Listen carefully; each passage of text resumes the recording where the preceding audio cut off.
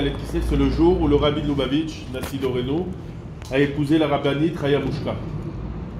Le rabbi, dans le Hayom Yom, Ashgacha pratique, le jour de son mariage, le rabbi l'a dit, Zayom, c'est le jour où je me suis attaché à vous, au Chassidim. Le jour où le rabbi s'est marié, on sait que le rabbi n'avait pas d'enfant physiquement, matériellement, il n'avait pas d'enfant, lui et la rabbinite. Mais le travail que le rabbi a fait dans le monde entier, on est tous ses bébés, on est tous ses enfants. Le seul tzaddik sur qui on dit le mot rabbi, c'est le rabbi de Lubavitch. Tous c'est à Admour Milelov, à Admour Migour, le baba, il y a tous les termes, le rav, gadol, nassi. Mais sur le seul où c'est devenu quelque chose de familier de dire de rabbi, c'est le rabbi de Lubavitch. Il n'y a pas un autre rav. À l'heure actuelle, on dit rabbi, ça veut dire mon rav à moi. Et c'est quoi rabbi? C'est Rav Yud. C'est le rav qui me fait intérioriser cette nekudat hayadut, c'est le Yud de Yud Kevavke. Alors juste une petite histoire en l'honneur de son anniversaire de mariage. Ce jour où il a dit que Ze Hayom chez Kisher Oti Elechem, c'est le jour qui m'a attaché à vous au Chassidim. C'est l'histoire d'un enfant qui avait l'âge de 5 ans, le Chaim. Al-Chaim Velivracha, on a déjà dit, on répète à chaque fois ici, que c'est important, je le répète chaque semaine, qu'on dit les Chaim, il y a tous les Chassidim, ils disent les Chaim, Tovim ou le Shalom. Comment on dit chez les Marocains les Chaim? Attendez pour la vidéo. Comment on dit chez les Marocains les Chaim? Comment vous souhaitez les Chaim Tovim? Chez Chabad, on dit les Chaim Velivracha. Chaque semaine, je répète, mais c'est important de l'intérioriser. C'est quoi l'Ivracha? Il va nous dire Monsieur Kadosh, lève Raka. On se souhaite à chacun d'avoir le cœur tendre. C'est ça l'objet d'une réunion chassidique, c'est ça l'objet d'un cours, c'est se souhaiter d'avoir un cœur tendre. Ça veut dire quoi avoir un cœur tendre? C'est d'essayer de l'ishpot et azulat, de juger celui qui est en face de nous, les kafsrout, notre femme, nos enfants, nous-mêmes. Nous-mêmes, des fois, on se regarde dans un miroir, on dit je fais pas ce que le bon Dieu il demande, je fais pas ce que le rabbi demande. On te dit, même toi, juge-toi les kafsrout. La Haftara, la Tidlavo, c'est marqué je vais enlever la pierre de Unatati Lachem, Lev Basar. Dieu il dit, je vais vous enlever ce cœur de pierre que vous avez et je vais mettre un cœur en chair. C'est-à-dire que le juif, il peut être le plus chnin et en l'espace d'une minute devenir mchen neuf ou ne pas. 2 minutes avant, t'étais rempli d'amour. Avat Israël et. Donc quand on fait les chaïm, on se souhaite d'avoir un cœur tendre et de juger celui qui est dans le miroir, qui est nous-mêmes, les kav zechut. Donc ce juif qui a l'âge de 5 ans perd sa maman. Il n'a jamais connu son père. Quand il avait 1 an, son père est niftar. Et à l'âge de 5 ans, sa maman le quitte. Et cet enfant, il raconte qu'il a grandi avec des questions sur le bon Dieu, des questions sur le judaïsme, des questions existentielles, sur à quoi elle sert la vie quand le bon Dieu il m'enlève mon père que j'ai pas connu et la mère qui m'a donné cet amour pendant les 5 premières années de ma vie, elle aussi, elle part de maladie. Un jour, à l'âge de 19 ans, il feuilletait un journal à Manhattan et il voit la photo du rabbi. C'était l'époque où le rabbi recevait en Yechidut. Et il prend l'adresse Shvameot Shivim 770 710. C'est un parcours. Monsieur Kadosh, il est le Zechut d'avoir été chez le rabbi, je pense, au moins 5 ou 6 fois minimum, si c'est pas plus. 14 ou 15 fois. Il était là-bas dans tous les moments les plus importants. Le jour où le rabbi a perdu sa femme, Chavet Shvat, on voit la fameuse vidéo. À Gimel Tammuz, ou une vidéo très courante qu'on voit M. Kadosh, où les gens l'ont interviewé, puisqu'il avait payé son billet à l'époque, c'était très cher, c'était des... Non, on avait payé le billet, il n'y avait plus de place. Il n'y avait plus de place, vous avez dû aller à Paris, peut-être. J'étais à Paris. Ah, vous étiez à Paris. Le Concorde. Mon père aussi était. Ah oui? Oui. C'était le Concorde. Mais c'était à l'époque, les 15 000 francs de l'époque, c'est 15 000 euros d'aujourd'hui. Et pour le Maroc, c'est 150 000 dirhams. Non, c'est comme ça. Donc ce Zechut, il vous accompagne, Bezrat Hashem, à vous, à votre femme, à toute la communauté. Amen. Et donc cet enfant, il arrive au Shvamot Shivim, qui a 18 ans. Et c'était l'époque où le rabbi recevait, mais il fallait réserver son fallait réserver son tour pour entrer en Yechidout, pour entrer dans cet entretien avec le rabbi. Et donc il se met au début de la queue, et il y a le Rav Groner qui lui dit stop, je suis désolé, mais ces gens ils ont attendu depuis des semaines. Donc donne-moi ton nom et on te programme dans quelques mois, tu rentreras avec plaisir en Yechidout, en entretien. Le rabbi ouvre la porte, la personne qui était en Yechidout sort, et le rabbi fait entrer cette personne en Yechidout. Donc le rabbi n'a pas fait attention, le rabbi a pris compte qu'il y avait une queue et a fait rentrer cette personne. Cet enfant, donc quand il rentre chez le rabbi, cet adulte qui était enfant, qui a souffert dans son enfance et qui vit encore cette enfance parce qu'il n'avait pas de papa et pas de maman. Cet enfant dit au rabbi, Rabbi, il est où le bon Dieu? J'ai grandi avec une maman que j'aimais jusqu'à l'âge de 5 ans, et même ma maman, le bon Dieu me l'a prise. Il est où le bon Dieu? À quoi ça sert cette vie dans laquelle on vit? Comment vous expliquer que le bon Dieu a pu prendre cette maman qui m'a donné cet amour et il avait des questions aussi sur sa maman. Comment sa maman a pu le laisser? Pour lui, une mère ne peut pas laisser son fils. Ça revient aussi à ce qu'on a dit ce soir avec Rachel. C'est-à-dire que Rachel, en vérité, nous on croit quand on lit les versets que Rachel elle aimait que Yaakov. Mais en vérité, elle avait de l'amour aussi pour Esav. Elle avait beaucoup d'amour pour Esav. Et donc cet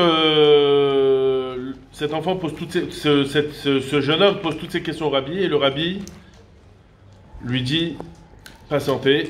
Le rabbi va dans sa séphria, dans son armoire, dans sa bibliothèque. 18 ans l'Israël, on perd son français. Le rabbi va dans sa bibliothèque et sort un classeur. Il sort une lettre qui était pleine de larmes. C'est sa maman qui avait écrit au rabbi, donc 13 ans avant. Et elle disait au rabbi, Rabbi, je ne connais pas de rabbin, on n'est pas pratiquant, mais on m'a dit que vous êtes un grand rabbin. Donc je vous demande s'il vous plaît de prier pour mon fils et de penser à mon fils que je vais laisser, parce que les médecins m'ont dit qu'il me reste que quelques jours et que je dois mourir. Cet enfant, donc, ça le touche énormément, parce qu'il a compris qu'en vérité, sa maman ne l'avait pas laissé, que c'était un problème médical. Et l'enfant, il pleure et il dit au rabbi, Rabbi, s'il vous plaît, laissez-moi cette lettre. J'ai envie de repartir d'ici avec cette lettre d'amour, d'attachement, de chaleur que ma maman m'a écrit avant de partir. Et le rabbi ne veut pas lui donner la lettre. Le rabbi lui dit, il y a le Rav Khadakov qui se trouve dans mon bureau, qui va vous faire une photocopie de la lettre, mais la lettre elle-même, je ne peux pas vous la donner.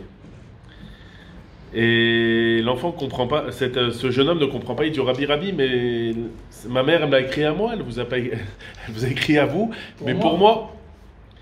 Le rabbi lui dit, tu as raison, mais je vais t'expliquer pourquoi je ne peux pas donner l'original et je suis obligé de... Le rabbi lui dit, cette lettre où il y a Rachel Mevaka Albanea, Rachel qui pleure pour ses enfants, on dit Rachel, vous connaissez tous le chant Rachel Mevaka. Rachel, elle pleure pour ses enfants. Elle a voulu mourir. Sur la route, elle n'a pas été enterrée à Marat Marpella, et c'est grâce à elle que tout le peuple juif sort d'exil.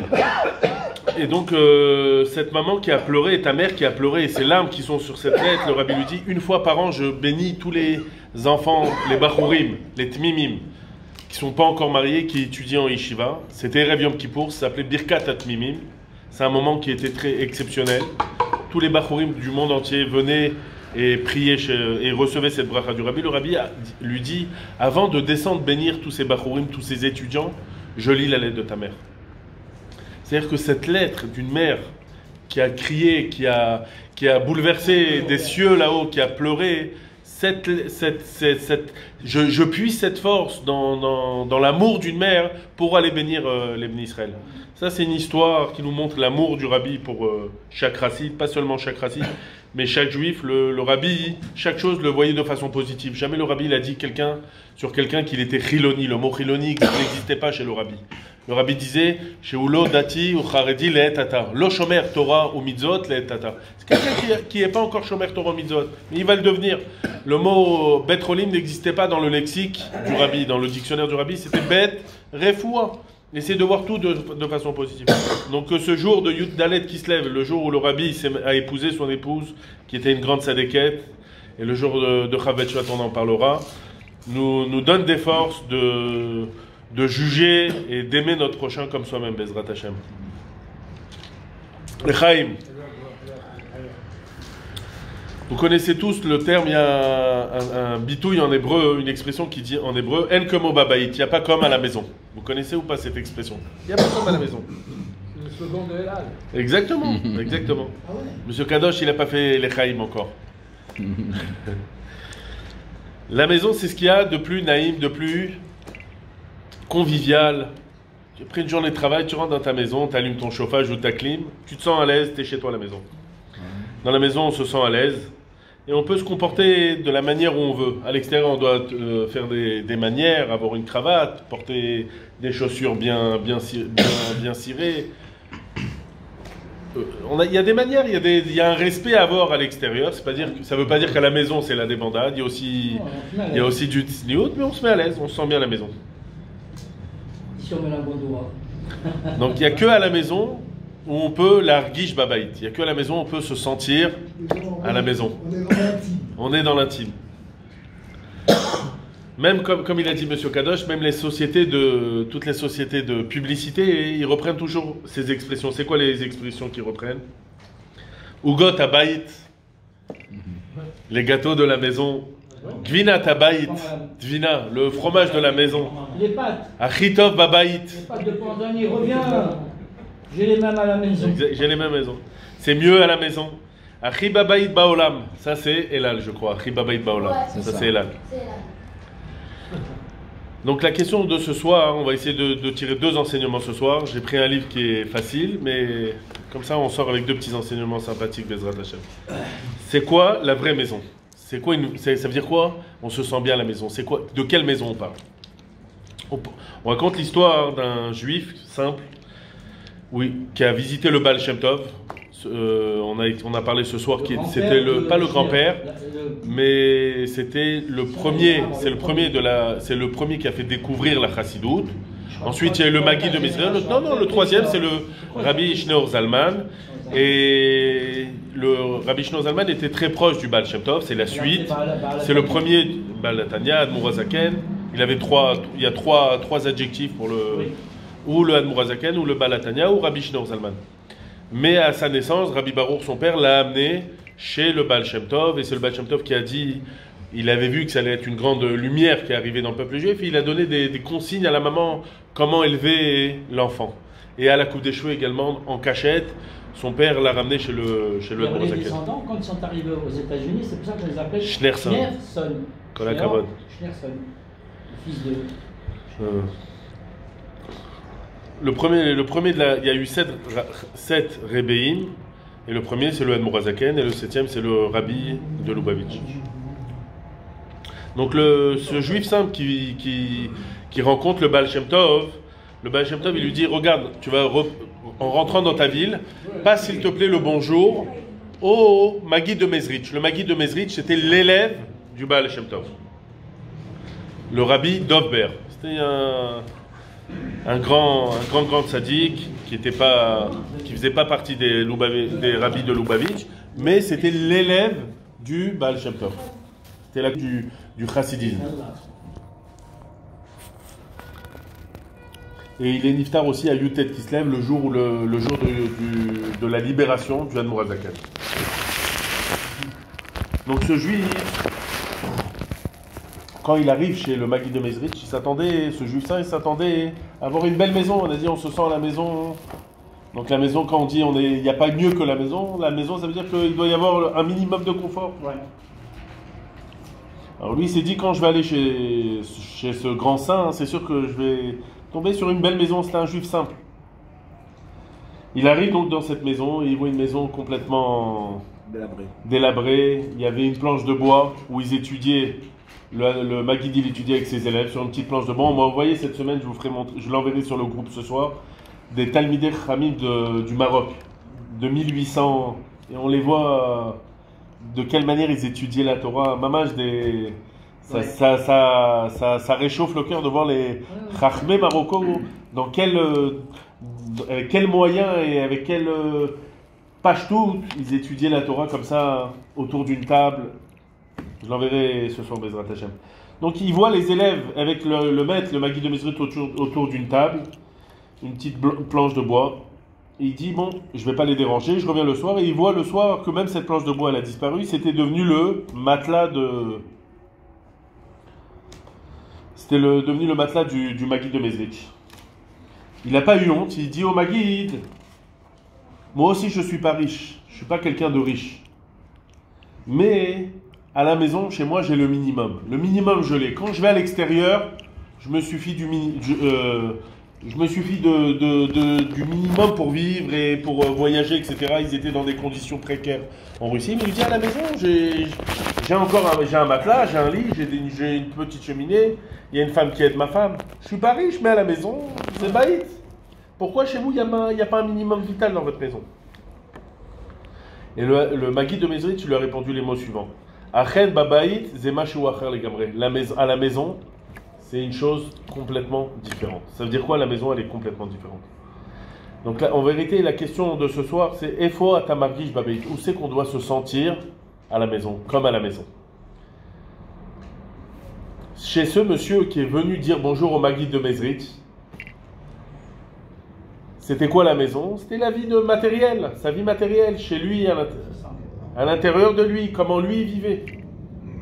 Et là-bas, il mettait tout son argent. Il voulait vivre d'une manière en largesse, en opulence, dans tout ce qui était matérialité. Mais pour le Maguide de Mezrit, c'était quoi la vraie maison? C'était l'Olam Haba. L'Olam Haba, c'était là-bas, il était mashkia. On a raconté plusieurs fois que quand on va partir, notre compte bancaire, il va rester. Même la chaussette, le milliardaire, il ne pouvait pas l'amener. À ce niveau-là, ils sont dans d'autres sphères. Ils vivaient déjà dans l'Olam Haba. Non, ils étaient. T'as raison, mais ils étaient dans la matière. C'est-à-dire, ils vivaient dans un monde matériel. Oui. Mais ils ont travaillé sur eux et ils ont compris que. C'était juste pour vivre. Que le futur, le vrai Olam Haba, c'était le monde présent, c'était devenu leur monde à eux, leur baït. Soit tu vis l'instant présent et donc tu kiffes, tu vas à Marbella, tu vas à Marrakech, tu profites de la vie. Soit ton instant présent, il prépare ton Olam Haba qui sera éternel. Et comme il a dit, ton intérieur, où il était. Sa personnalité, où c'est qu'il se situait. Comme on sait que la vie matérielle, en vérité, c'est un rail, c'est quelque chose de passager. Mais c'est juste un passage, c'est prosdor, les Khamim disent, oh là baba. Donc la question de la paracha de la semaine, c'est où c'est que Yaakov, il se sentait à la maison? Où c'est qu'il se sentait à la maison? Pourquoi on pose cette question? Parce que Yaakov, qu'est-ce qu'il a dit? Imlavan, Garti, j'ai habité. Donc, comment il a habité chez Lavan, de quelle manière il a habité et comment il a habité là-bas. Après 20 ans où il a habité à Haran, donc on a dit 7 ans et 7 ans pour les deux sœurs, plus 6 ans pour faire son argent, sa dot avant de partir. Où Yaakov, pendant ces 20 ans, il a eu ses 12 enfants, et on sait que Yaakov, contrairement, on a expliqué ça la semaine dernière, contrairement à Yitzhak et à Avraham Avinu, qui ont eu un tzaddik et un rachat, le seul qui a eu 12 tzaddikim, c'est Yaakov. C'est pour ça que c'est marqué. Et pourtant, il n'était pas seulement dans la Touma, il était Becharon Af Shel Makom. Il était dans l'endroit le plus bas qui puisse exister. Donc il a lutté. Mais là-bas, il a monté, là-bas, il a eu et il a fait grandir ses 12 enfants, et c'est pour ça que c'est marqué Mitatosh Lema. Son lit, sa Mita avec un tête, pas avec un taf. Mitatosh Lema, ça veut dire qu'il est parti de façon apaisée, étant donné qu'il savait qu'il a laissé sur terre 12 juifs qui continuent dans le Derech HaTorah. Contrairement à Abraham qui a eu Esav, qui a eu Ishmaël, et Yitzhak qui a eu également Esav. Et donc Yaakov, après ses 20 ans, passé à Haran, il retourne à Be'er-Sheva. Mais avant ce retour à Be'er-Sheva, qu'est-ce qui se passe? Il y a la rencontre, cette rencontre qui fait peur. Imaginez-vous, Yaakov, on a raconté, il a pris les brachot. D'abord, deux fois, il a escroqué entre guillemets son frère. Première fois, deux fois, il a fait un coup à Esav. C'est quoi les deux fois? Dites-moi. Deux fois, Yaakov a fait un coup à Esav. C'est quoi les deux fois? Il a pris sa... Moïse, il n'y a pas comme toi. Il lui a pris son droit d'aînesse, et après la bénédiction. Et après, il lui prend encore les brachot. C'est-à-dire que deux fois, Yaakov, il vient, Bémirma. Mais c'est lié en fait. Bien sûr que c'est lié. Non, c'est sûr qu'une fois qu'il a eu le droit d'aînesse, oui, mais il aurait pu s'arrêter là et dire bon, j'ai eu les. T'as raison, c'est lié. Mais il aurait pu avoir ce droit d'aînesse et laisser après. Non, c'est pour minimiser ça. Je te dis ça. Voilà, bien ma position. De dire qu'en une fois, il a fait deux fois. Voilà. Ouais. Parce que tu es un peu dur, tu vois. Ouais. Les Khamim nous disent que ce qui est intéressant aussi, le Midrash. Carrément. J'ai vu.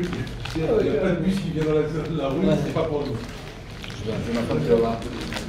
C'est des touristes. Comment? C'est des touristes. Brochim Abayim. Brochim Abayim le Marrakech. Rosh HaKeila Bar Kadosh. C'est beau, Baruch Hashem.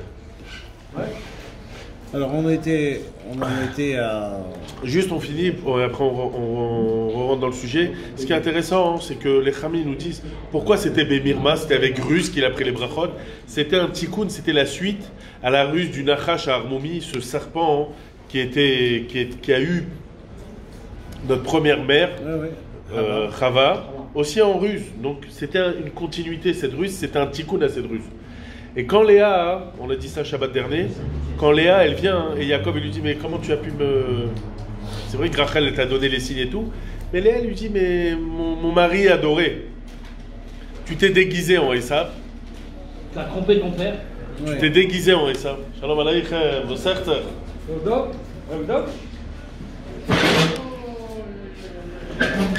Tu t'es déguisé.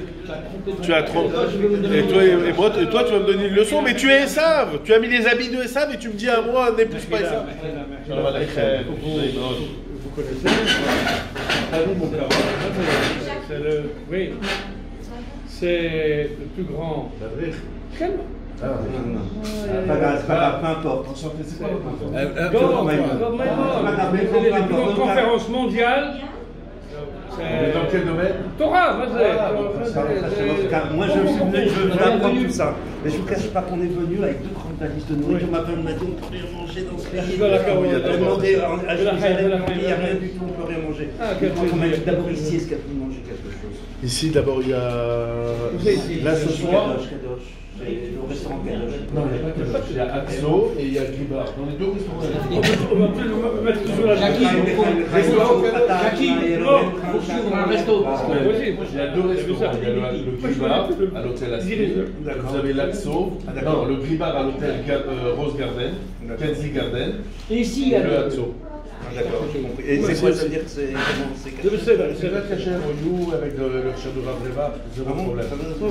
Zéro problème. La lettre qui a tourné la semaine dernière, elle a fait elle a fait du mal. C'est ça, il a fait bon, allez, monsieur. On reste en contact. On reste en contact avec Absolument, absolument. Merci beaucoup. Mais il faut que vous parlez avec ma femme. Oui, je vais la rassurer, ça va. Ça, C'est qui ce monsieur? alors, rentrez ce soir sur votre internet. Gov Maimon, il est connu, très très connu. C'est une lumière. D'ailleurs, il est sur I24. Dis-lui, je peux pas répondre. Débat politique, Torah, c'est une lumière. Je peux pas répondre, tu lui dis papa il est en chiot, mais je le rappelle. Non, mais là il est en. Non. Il est là. Alors ne réponds pas quand papa il est en chiot, tu réponds pas. Alors, Vous savez qui? Non, je suis en contact. Bien sûr, vous avez d'ailleurs, j'essaie de l'organiser parce qu'ils partent, je sais pas, là, donc, je ne sais pas s'ils vont être là pour Shabbat. Si, ils sont là pour Shabbat. Mais malheureusement, Voilà, je vous présente ma femme parce que je voulais tout simplement on peut manger ici sans vous embêter. Sans problème, Parce que d'abord, je veux vous dire que je sens la douceur de vivre, la profondeur ici. On sent qu'il y a une qualité de vie exceptionnelle. Et on sent, même dans la Torah, je suis passé, j'ai entendu une Torah simple. Nous, on est nouveau, Monsieur Kadosh, et regardez son papa, c'est. On est là depuis 5 semaines. Il y a des gens qui sont là depuis. À mon avis, il faut qu'il y ait une très c'est un belle honneur de communauté vous qui voir et soit. de vous avoir là aujourd'hui. On va se voir peut-être Shabbat. Avec plaisir, avec plaisir. On va faire quelque chose comme vous voulez. Ah, Ils nous ont mis à l'hôtel, les ambassadeurs. Ah, c'est à C'est pas côté. très loin. C'est pas loin, c'est Ils pratique. nous ont dit que ce soir on mange ici, je sais pas exactement quoi. Ils ont fait un repas, je sais pas quoi. Ouais. C'est pas grave, nous tout va bien, on a nos boîtes de conserve, mais. Ouais. Donc, mais vous nous direz surtout, qu'est-ce que vous en pensez, vous? Deux choses. Ici, acheter des sadot hadashot, il cherche à la Ravreva, Majilia, Shrita Lo mi Casablanca, qui nous est Shrita Nifredet. Ouais, parlez français, parlez français. Parlez français? Il y a 2 restaurants où vous pouvez manger tranquillement, il y a 0 souci. Le Axo à l'hôtel Asni et le Gribar Avenue Mohamed. et le Gribar à l'hôtel Rose Garden, Kenzie Garden. Okay. Vous êtes dans quelle synagogue, Shabbat, comme ça? Moi, je suis là Shabbat. Ici. Et vous, vous dormez à l'hôtel Ambassadeur. D'accord. Vous êtes Donc, à 3 minutes à pied d'ici. 5 minutes, on va dire. À quelle heure on commence Arrête la de prière, tricher. comme ça, on n'a pas entendu. Demain soir, 7 6h15 mincha. Ouais. Demain soir, 6h15 mincha. Et Shabbat matin, 19h. Quand il rentre Shabbat. 6h12. Et je pense que ça, c'est fait pour vous pour Shabbat. On va voir, on se bat. Il n'y a pas d'euros, il n'y a pas d'euros. La sauce à la base. C'est extraordinaire. Bon, allez, faut pas Demain vous embêter matin, au milieu vous de la voulez- Torah. Vous embêtez pas. Allez. Dans l'hôtel des concerts dans notre chambre, il n'y a pas des roues ou dans l'hôtel Dans l'hôtel. Non, Non, c'est mieux de faire un. Vous faites vous-même un petit héros, vous allez voir la directrice. C'est juste une phrase à lui dire, comme quoi vous êtes joutable avec elle. Comme ça, au moins dans l'hôtel, vous pouvez porter des choses. Ok? Vous demandez c'est qui la direction, ils vont rien comprendre, ils font des choses. Oui, ils reçoivent énormément de. Et au moins dans l'hôtel, vous pouvez associé avec vous. Mais c'est important de le faire. Demain matin, Monsieur Kadosh, peut-être qu'on peut prier demain matin ici. Est-ce que demain matin vous pouvez venir au Minyan? À quelle heure c'est Minyan? À l'heure que vous voulez, on sera à 8h. 8h c'est bien pour vous? Un peu plus tôt. 7h30? 7h c'est trop tôt, 7h on ne peut pas prier avant. Avant Il fait nuit, 7h30. Ouais, il fait nuit, il fait nuit. 7h30 si vous voulez. À 8h, 8h, c'est bon. Vous allez passer faire Torah, c'est rapide. Regardez, c'est bien comme ça on est Mechazel. Ouais, c'est une demi-heure, non, la prière. Une demi-heure, par exemple. Ouais, Donc imaginez-vous, Yaakov pendant 30 ans, hein, il ne voit pas son frère. Il quitte la vanne, et là-bas c'était pas du gâteau avec son beau-père. La séparation, son beau-père qui l'escroque avec même les 6 années où il travaille. On va voir demain dans la paracha, les tloïm, il avait donné les tachés, etc. Et là donc avant de retourner, il voit son frère qu'il n'a pas vu. C'est quoi les mots que Yaakov dit à son frère? Il me lavan garti. Il lui dit avec Lavan j'ai habité. Ça veut dire quoi? Avec Lavan j'ai habité. Qu'est-ce qu'il veut dire Yaakov quand il voit Esav? Il lui dit sache Esav. j'ai été rodé. J'ai habité avec Ça Esav. veut dire j'ai été en prison. Sous-entendu, j'ai payé la dette. On va voir. Les Khamid disent il y a 2 explications sur le mot garti j'ai habité. Demain, à 7h30. Magnifique. Voilà, on sera peut-être 3-4, je pense pas que Très bien. C'est bien, c'est bon. Hervé, toi tu peux ou c'est magnifique? Alors on envoie un message ce soir sur J Marrakech. Mais Miniane, toi tu peux demain matin 7h30 ici? Alors c'est Meshahid. On arrive? Quel, Allez, quel? allez. Ils sont 3, on est 5, Allez. si Monsieur Kadosh. Allez, j'arrive. Bezrat Hashem. Donc Rachid nous dit 2 pirouchim sur le mot Garti. C'est quoi le premier pirouche? C'est quoi la première explication? Il lui dit Irgashti et Salavan que mot guerre. Garti, c'est Milachon, étranger. J'étais un étranger chez Lavan. Ne crois pas que chez Lavan c'était mon copain et que j'ai vécu là-bas dans un hôtel 5 étoiles qui c'était le Gan Eden. J'étais là-bas un étranger. Guerre, ça veut dire le mot étranger. Il dit à Esav que j'étais étranger. J'étais un étranger chez. Deuxième explication que Rachid nous donne, et on l'avait vu, on l'a déjà vu plusieurs fois. Garti, si vous échangez les lettres, Gimel, Resh, Taf, Yud, Garti. Tariag. Ariel. Il dit à Esav, sache bien que j'étais chez Lavan, dans l'endroit le plus tamé, le plus bas. Tariag mitzvot, Shamarti, j'ai gardé les 613 mitzvot. Ça m'a pas empêché de faire les 613 mitzvot là-bas. Alors la question de ce soir également, c'est est-ce qu'il y a un lien, quand Rashi nous a ramené ces deux explications, est-ce qu'il y a un lien entre la première réponse et la deuxième réponse de Rashi? Quand il dit je suis étranger et j'ai gardé les 613 mitzvot, bien sûr qu'il y a un lien. Pourquoi j'ai gardé et j'ai réussi à faire les 613 mitzvot? Parce que j'étais étranger là-bas. Parce que je vivais sur un... Je faisais les Shira Ma'alot, je faisais le Teilim. Même après, jusqu'à maintenant. Bien sûr. On est à l'étranger, on n'est pas en Israël et c'est les 113 mitzvot qui nous ont permis de rester encore en vie et de... Voilà. Grâce au premier pirouche que Rachid nous donne, Imlavan Garti, j'étais étranger chez mon beau-père Lavan. C'est ça qui m'a donné la force de pouvoir faire les 613 mitzvot et de surmonter toutes ces épreuves.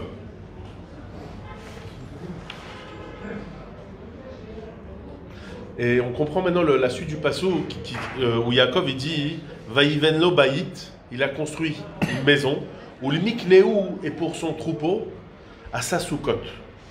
Il a fait des soukot. Ça veut dire quoi?